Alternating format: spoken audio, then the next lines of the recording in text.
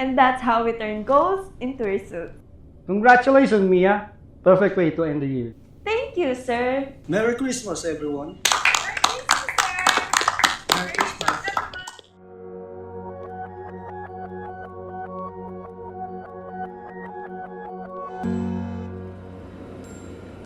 Dear Mia, mahal ko. Hindi ko alam kung paano ko sasabihin sa ito. Sa tuwing tinitingnan ko ang mga mata mo, ay nakikita ko ang mga salitang hindi mo masabi. Alam kong mahal mo ako, pero nakikita ko sa mga mata mo ang isang alaala na lang.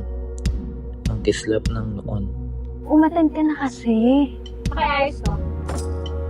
Tapos po, hindi nga pwede. Busy ako sa work.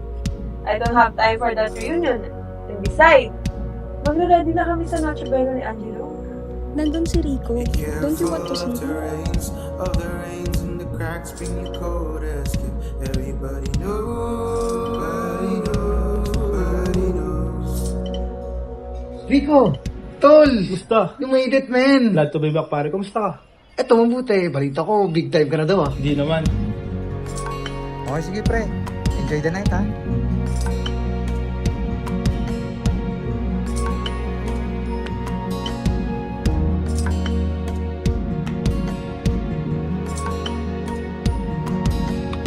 So, how's life?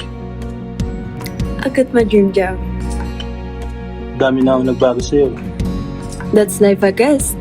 I miss this. Yung Pilipinas? Tayo.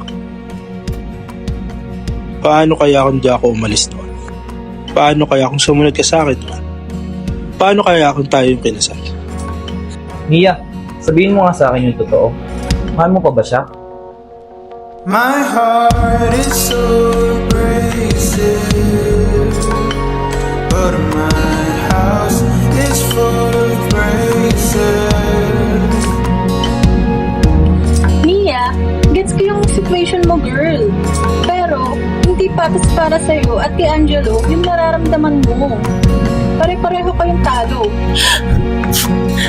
I'm sorry, Angelo. Sorry, nahuli ako. Sorry, hindi ako yung unang mo nakilala.